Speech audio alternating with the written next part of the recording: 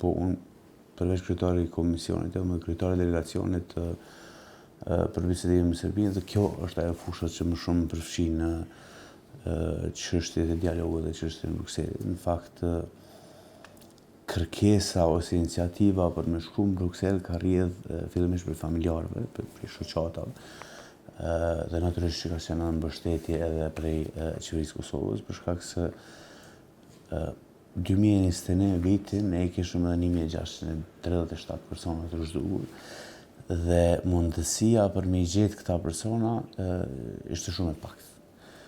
Për shkak se në territorin e Kosovës ne veç 2700, në atë kohë po flas, mbi 2700 lokacione i kemi gërmu, edhe informacionet dhe informatat u pakoshin çdo ditë më shumë, për shkak se të gjitha këto informatat kredibile që ne mund i kemi për çështjen e personave të zhdukur janë në Serbi. Dhe rrjedhi nevoja që me shku në Bruksel. Mund të them që ka qenë goxha sfidues, mund të them që vazhdon të jetë goxha sfidues, për shkak se ne ende nuk kemi ndonjë rezultat prej Brukselit, dhe përderisa nuk kemi rezultat mund të quhet lirisht edhe që jo i suksesshëm apo jo i produktiv as deklarata për personave të zhdukur që kemi arrit, po as komisioni përbashkët që kemi arrit, pavarësisht që ne për herë të parë kemi 2 dokumente të rëndësishëm të Bashkimit Evropian, po me ndërmjetësim të Bashkimit Evropian Kosovë-Serbi. Dhe para është deklarata për personave të zhdukur që është miratuar të dyja vendeve, e pasuar prej aneksit të Ohrit ku theksohet çështja e personave të zhdukur si një çështje me urgjencë, dhe e dyta është formimi apo termat e referencë formimit të komisionit përbashkët. Pse më rëndësi deklarata? E para është sepse të dyja shtetet në këtë radhë kanë pranuar të shkëmbejnë informacion ose të bashkëpunojnë për çështjen e personave të zhdukur si një çështje humane, edhe Kosova dhe Serbia, specifikisht për çështjen e arkivave të klasifikuara që ne i quajmë ose të paklasifikuara, të gjitha llojet e arkiva, audio, video, çfarëdo që ka, që na dërgojnë neve në zbarën e fatë të personave të zhdukur dhe të tjera. Dhe e dyta është termat e referencë komisionit përbashkët ose komisioni përbashkët si mekanizëm, për shkak se është për herë të parë që Bashkimi Evropian po involvohet direkt në çështjen e personave të zhdukur përveç mekanizmave profesional që e ka EULEX në Kosovë, në çështjen e personave të zhdukur dhe do të jetë dhe është kryesuesi i komisionit përbashkët në fakt, dhe pozitivja e këtij komisioni përbashkët krahas të tjera është që me një prej neneve të saj thotë që nëse palët nuk arrin dakordem ose në njëra palë bën probleme apo refuzon të bashkëpunojë, 27 shtetet anëtare të Bashkimit Evropian do të njoftohen për këtë çështje. Dhe unë mendoj që është me rëndësi që në një kohë që jemi sot, ndryshimet në botë që po ndodhen dhe luftrat në fakt që po ndodhen në vazhdimsi, të jetë çështja e personave të zhdukur të Kosovës në tavëlinën ose njërin nga prioritetet e 27 shtetet anëtare të Bashkimit Evropian, mendoj që ka pak rëndësi pavarësisht që ne nuk kemi rezultat dhe rëndësi ne ka vetëm rezultati. Kështu që këto janë ato që e përshkruajnë pak a shumë Brukselin, por muri kryesor apo edhe qelësi kryesor Serbia.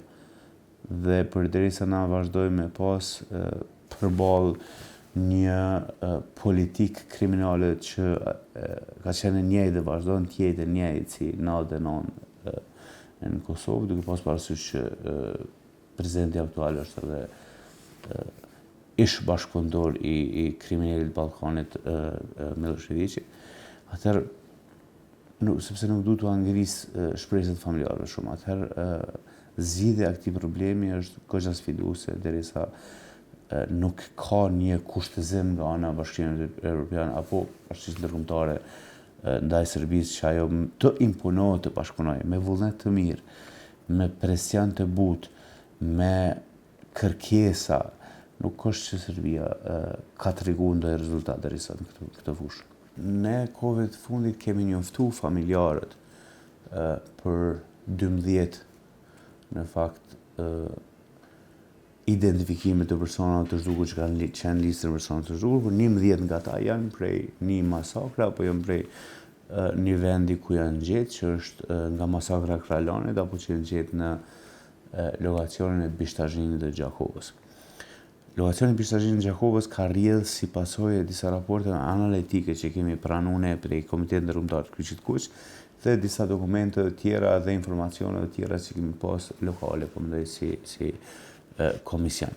Lokacioni Pishtazhi nuk është një lokacion që ne kemi zbuluar, është një lokacion që është i ri, është një lokacion që ka qenë barrezë masive, është një lokacion që Serbia krimet që i ka bërë në disa vende në atë zonë të Gjakovës, pasi që i ka masakru njerëz, i ka dërgu në atë lokacion për me mshef. Këta, mendoj kam thonë edhe në media disa herë që Serbia njërin për strategjive ka përdor nobody no crime, jo trup, jo krim. Në mshefjen e krimit.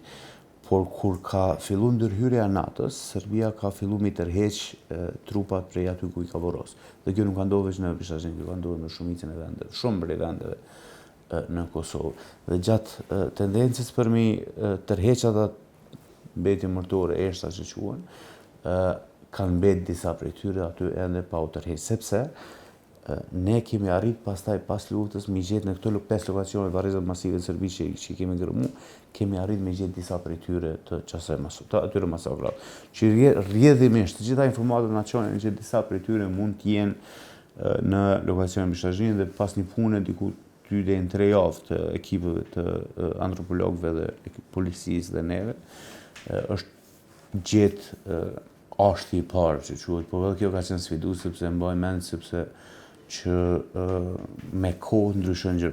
Prandaj e them shpesh që koha është faktor goxha i rëndësishëm për neve dhe goxha sfidues për neve. Me kohë ndryshon edhe ngjyra veut, me kohë ndryshon edhe ngjyra e profileve apo mostrave apo eshtrave. Copa e ashtit që parë që është gjetë në Pishtazhin me ngjyrën e dheut, sepse është afër drinit, afër lumit të ri, është pothuajse e njëjtë. Ka qenë nuk është rasti sepse ne kemi pas informata, por pothuajse ka qenë rasti me has në atë copë të ashtit. Kështu që i kemi gjetë, i kemi gërmuar, zgjeruar perimetri, është trajtu pastaj lokacioni me ma prioritet dhe është zgjeruar ende më shumë sepse ne zakonisht kur shkojmë në një lokacion kemi perimetrin e caktuar prej gjyqësorit në Kosovë dhe aq gërmojmë, po mendoj. Është zgjeruar, është gjetë, janë marrë mostrat, janë dërguar në Institut Mjekësisë Ligjore te antropolog për ekzaminime, janë konstatuar që janë të luftës së fundit në Kosovë, po në konstatimet e para që i bëjnë këta. Pastaj janë dërguar në Hag. Ne kemi një bashkëpunim shumë të mirë me Komisionin Ndërkombëtar të Personave të Zhdukur dhe është i vetmi për ne që bën krahasimin e mostrave të ashtit me mostrat e gjakut, ADN. Dhe ajo është e vetmja që ka në fakt mostrat e gjakut të mbi 40.000 familjeve në Kosovë, me sa e di 40.000. Kështu që i dërgojmë atje, në laboratorin ata kanë në Hag. Dhe pastaj është një farë procedure që ata deri të bëjnë të përputhjen e mostrave me gjak. Kanë ardhur rezultatet tek ne, pasi që vinë rezultatet tek ne është një procedurë tjetër që prapë antropolog tanë apo Instituti Mjekësisë Ligjore bën do ekzaminime tjera ose do identifikime tjera finale si bashkimi të gjitha mostrave të eshtrave dhe gjëra tjera që unë jam profesionist me ditë dhe pastaj identifikohet familja. Kjo ka zgjatë, në fakt, goxha shumë tek ne. Megjithatë, në fund familjet janë njoftu. Unë kam thënë disa herë që kjo puna jonë e komisionit ose puna jonë me marrë me çështje të personave të zhdukur në disa anë nuk është që i bie mirë. Sepse ne nuk i dërguam njerëz të gjallë, i dërguam eshtra. Megjithatë, unë mendoj që këto familje pak do të lehtësohen, dhimbjen nuk mundemi m'ia u heq, por do t'ju lehtësohet dhimbja. Kështu që është goxha sfiduese edhe kjo pjesë pastaj emocionale me marrë me familje. Në fakt, hera e parë kur, sepse këtu i ke të dyja, është e pashmangshme pa i pas të dyjat, edhe anën profesionale dhe emocionale. Jo veç unë që e kam babën e zhdukur, por ana emocionale është në çdo individ apo zyrtar që ne kemi në të gjithë këtë proces që punojmë, komision, polici apo institucione tjera.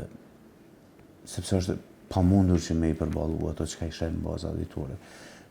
Por për mu, hera parë kur kam marrë pjesë në gërmime që ka qenë në viti 2021 dhe më duket ka qenë lokacioni drejt në Mitrovica të Veriut, kërkonim atëherë këtë grupin intelektual për 23 persona të zhdukur.